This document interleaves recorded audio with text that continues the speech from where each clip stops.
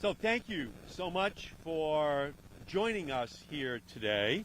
I'm joined by Jen Benson, President of the Alliance for Business Leadership, and Amy Boyd, Director of Policy for the Acadia Center, which is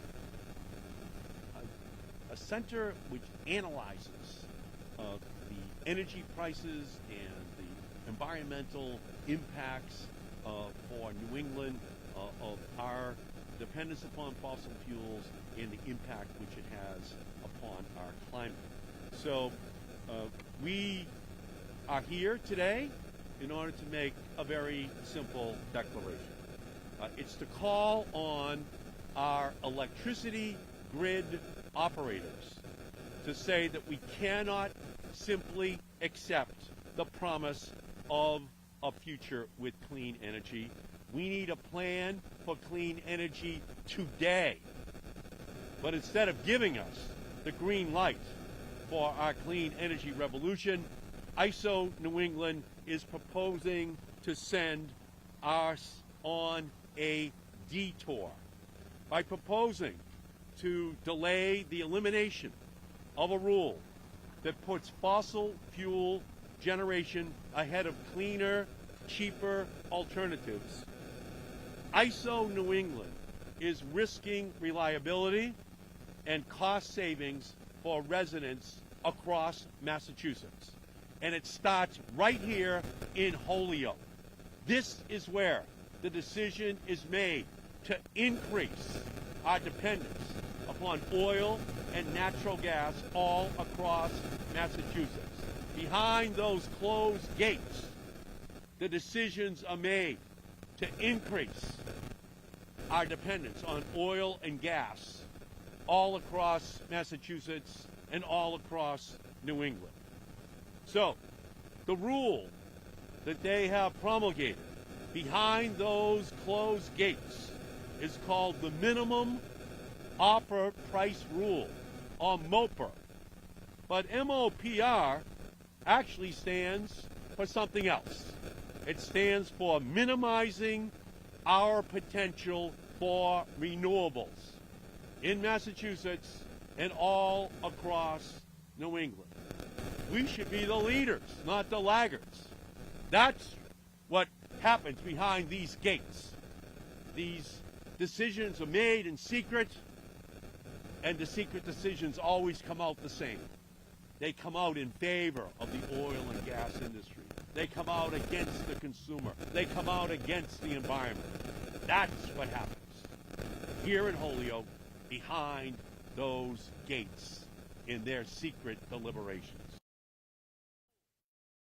Promulgating sets an artificially high price that prevents lower cost providers of renewable energy and battery storage technologies from outcompeting the more expensive fossil fuel powered generators by keeping dirty energy on and clean energy off of the grid of Massachusetts.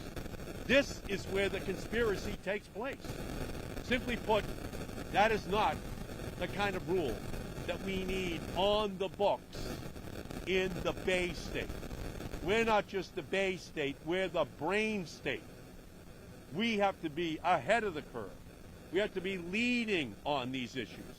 Not a laggard, but the leader. Clean energy is cheaper, clean energy is reliable, and the need for ambitious and aggressive climate action has never been more urgent. Massachusetts has set a target of cutting its climate warming emissions by 50% economy-wide by 2030. While we have made some progress, United States emissions rose in 2021. The International Panel on Climate Change tells us that we need to peak global emissions by no later than 2025 and then cut our emissions rapidly in order to have even a 50% chance of keeping global warming to 1.5 degrees Celsius. Current policies put our warming trends closer to 3 degrees Celsius. In Fahrenheit, that's the difference between a 95-degree day and a 101-degree day. That's what we're fighting for right now.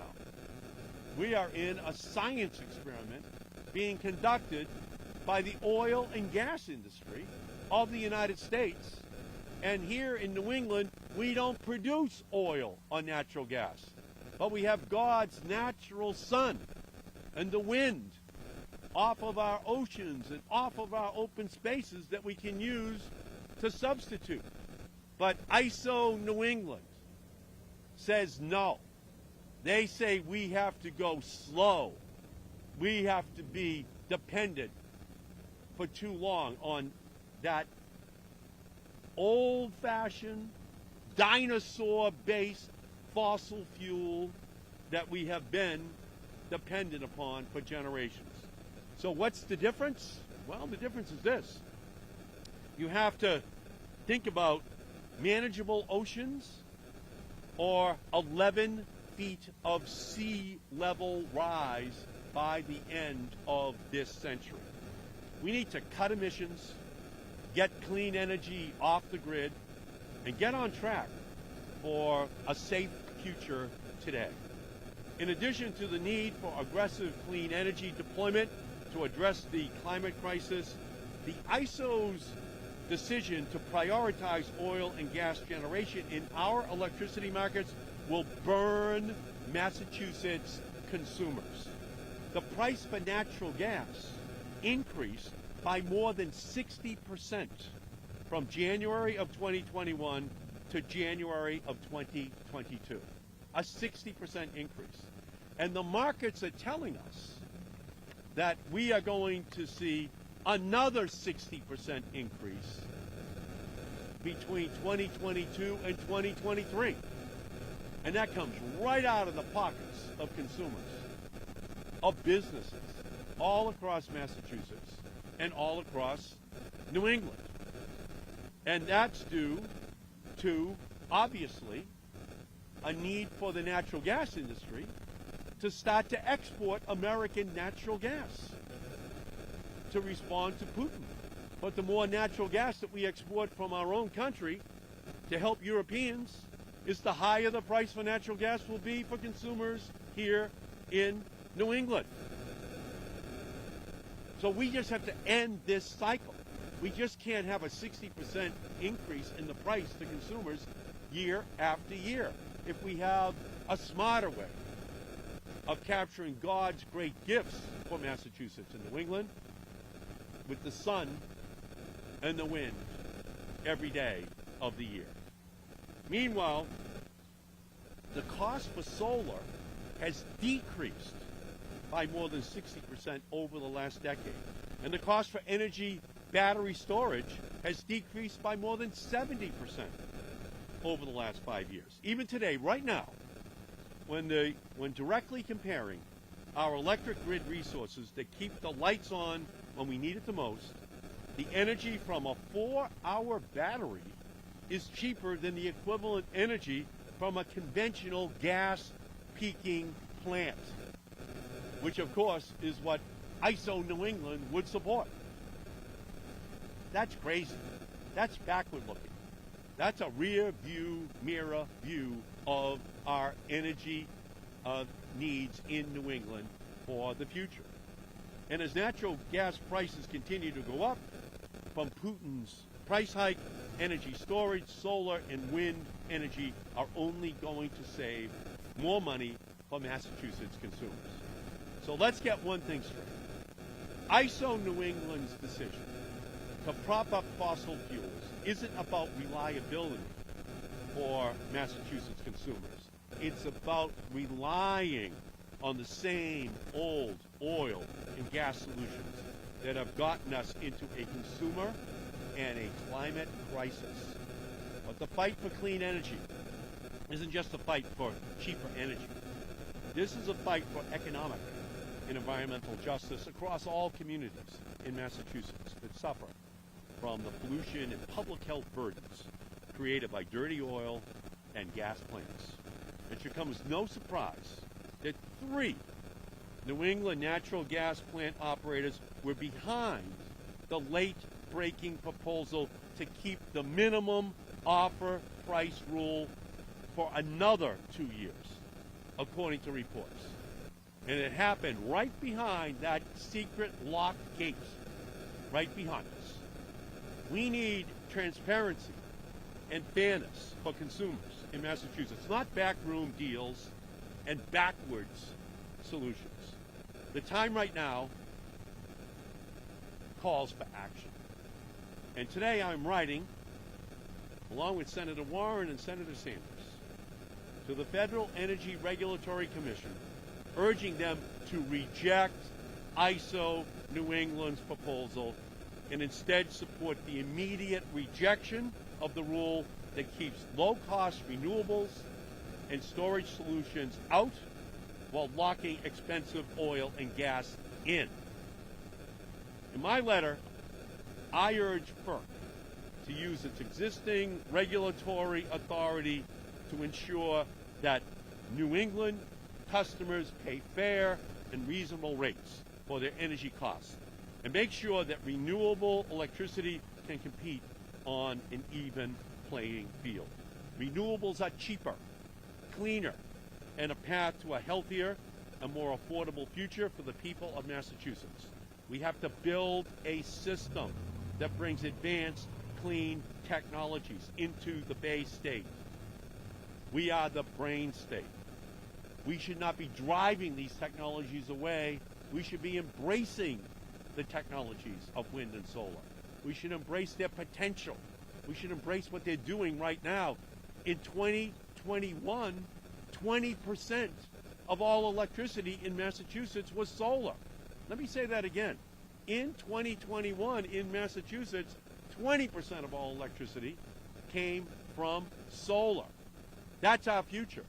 Off of our coastline, we are about to have the leading offshore wind facilities constructed in the whole of the United States.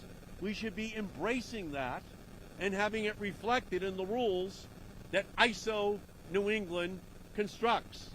That is a vision for the future, not a vision of the past, which ISO New England stands for. In fact, it shouldn't even be called ISO New England, Independent Service Operator for New England. It should be called Dependent Service Operator on the oil and gas industry, because that's what ISO New England is. Dependent Service Organization on gas and oil. They have been in the past, they are today, and their rules say they want to be for the future as well. It's time for business as usual to end.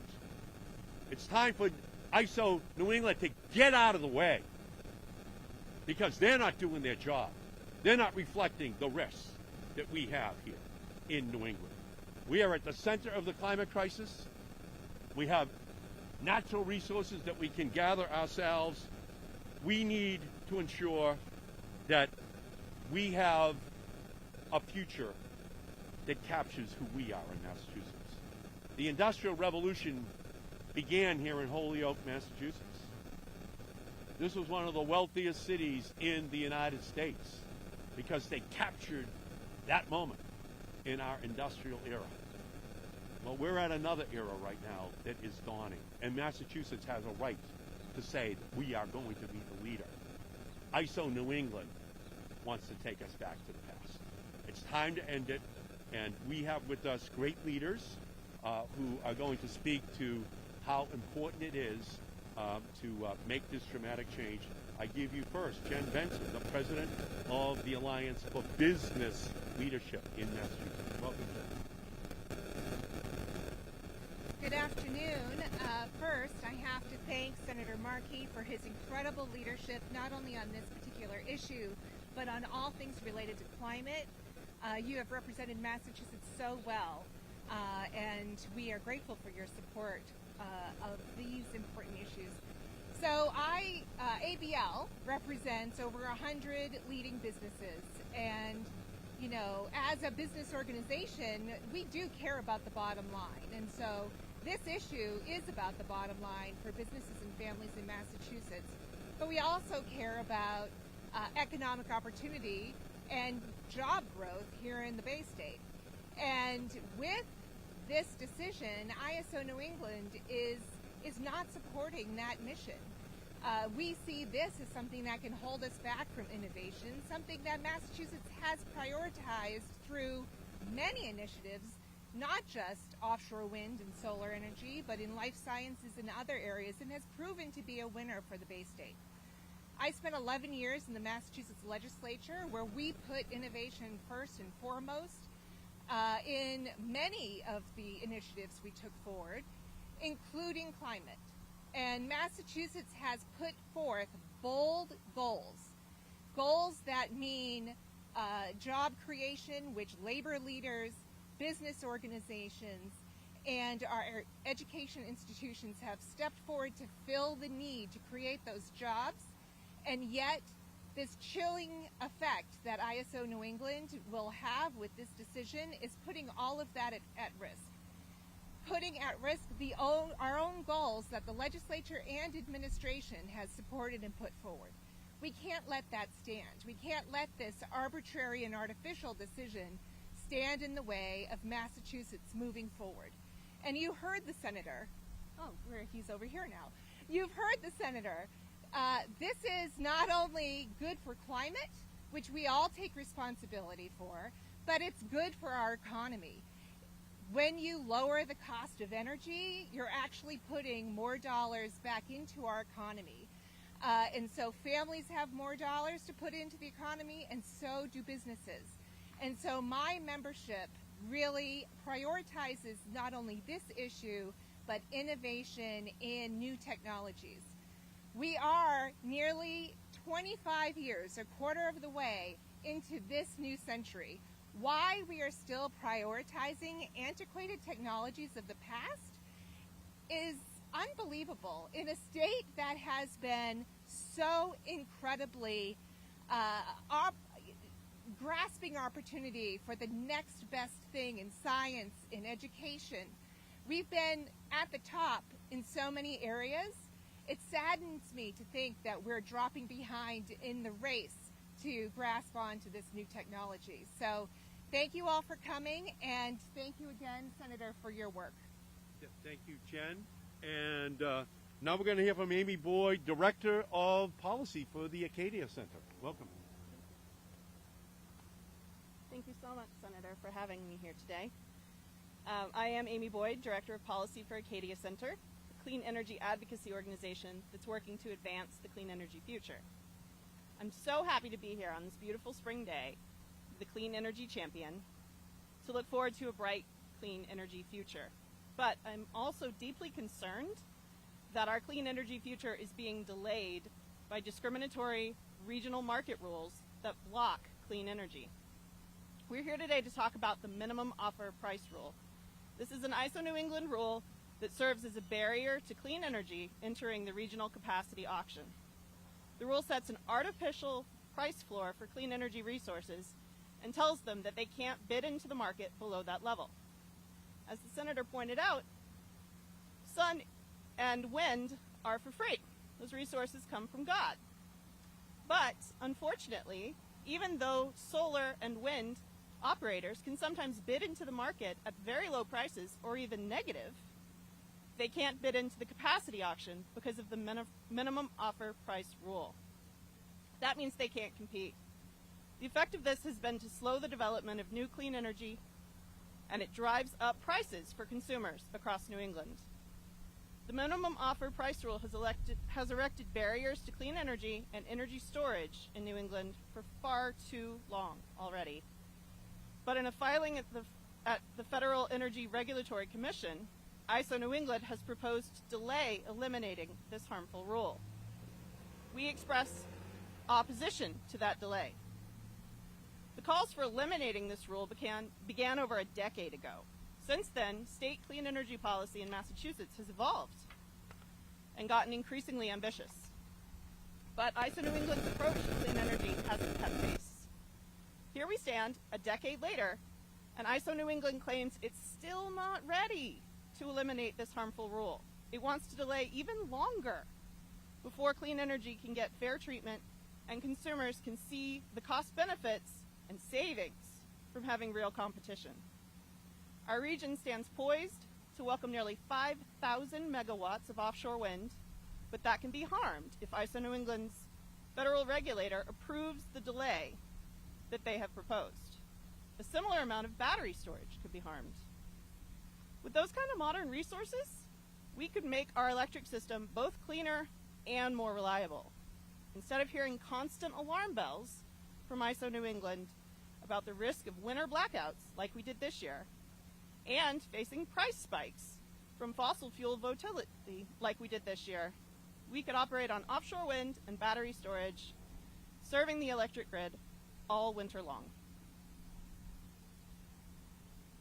The climate scientists at the IPCC have told us that we cannot afford to wait any longer to remove obstacles to progress, like this one.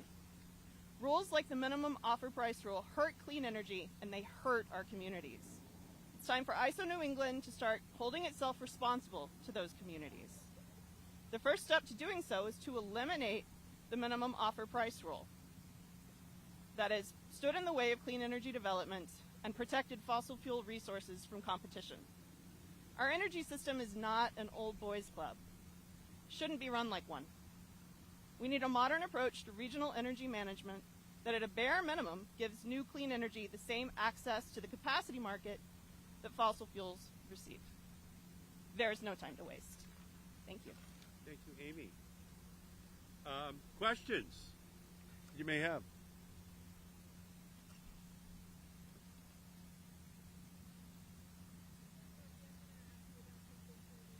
Okay, good.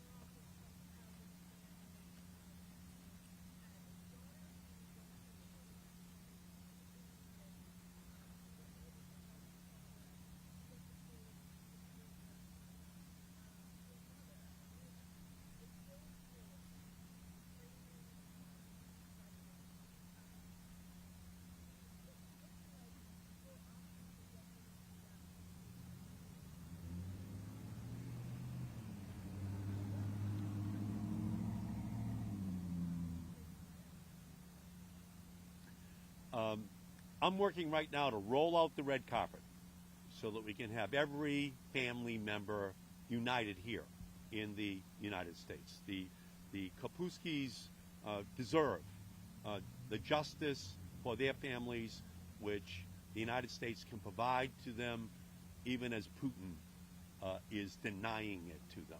So I think it's very important for all of the family members to be able to come here to Massachusetts, and I'm going to continue to work until that job is done and that family gets the help which they need.